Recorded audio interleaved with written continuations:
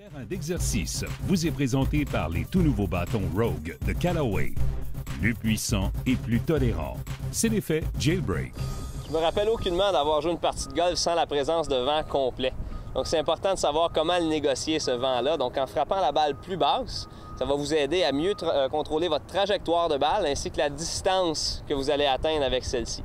Beaucoup de gens me disent qu'un coup frappé plus bas aura tendance à rouler davantage, puis c'est pas complètement faux. Par contre, malgré l'effet d'un élan abrégé, on va quand même y avoir beaucoup de vitesse qui sera produite. Donc c'est cet élément-là qui crée l'effet rétro qui permettra à la balle de stopper sur le verre. Alors pour frapper la balle plus basse dans des conditions venteuses, il y a quelques points clés sur lesquels j'aimerais que vous concentriez. Le premier élément, ce sera de déplacer la balle légèrement dans l'arrière de votre position. Donc si présentement, moi je me trouve à avoir un fer 7, la balle est jouée passablement au centre, je vais la reculer d'environ une balle sans plus. Deuxième élément, ce sera d'être en mesure d'abréger l'élan arrière.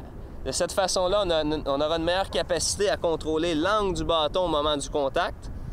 Le rythme de l'élan sera favorable et on sera en mesure aussi d'abréger le mouvement de l'autre côté. J'aime que vous imaginiez une connexion fictive entre le bâton et votre nombril tout au long du mouvement. Et de cette façon-là, vous allez être en mesure de frapper une balle avec une trajectoire plus basse, pénétrante, qui atteindra une distance peut-être un petit peu plus courte qu'à l'habitude dans des conditions utopiques, c'est-à-dire sans vent.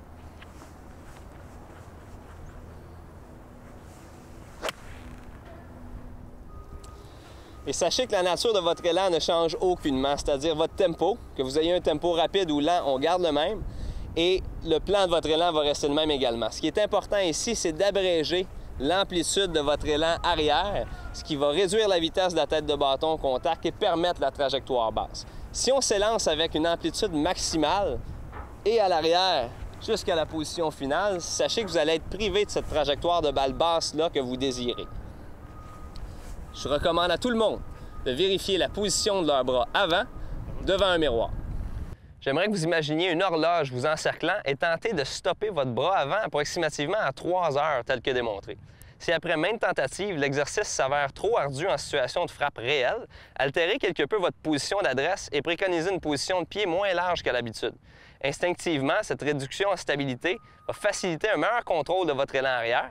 Il sera ainsi beaucoup plus facile de vous élancer à 3 heures sur l'élan arrière et de terminer votre élan à son équivalent, soit à 9 heures, de l'autre côté de votre corps.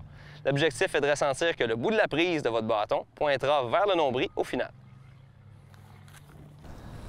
L'importance du lien entre la prise et le nombril provient du fait que lorsqu'on abrège notre élan, on a tendance en général de freiner la rotation de notre corps. De cette façon-là, les bras et les mains, eux, vont continuer leur course et de cette façon-là, on obtient des trajectoires qui sont très peu désirables. En dernier lieu, je vous recommande d'utiliser le coup bas, oui, lorsque le vent vous souffle au visage, mais même lorsqu'il n'y a pas de vent du tout. Donc, je cite mon ami et collègue Rémi Bouchard, club de golf de Pine Grove, qui, en compétition, préconisait souvent l'utilisation d'un coup bas. Fait ironique, le vent était dans son dos.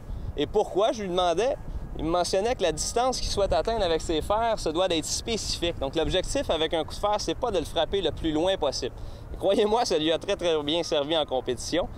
Donc, en sachant comment frapper les coups bas, je vous garantis que vous mettrez à l'épreuve vos aptitudes afin de mieux négocier les journées de vent en 2018. Bon golf!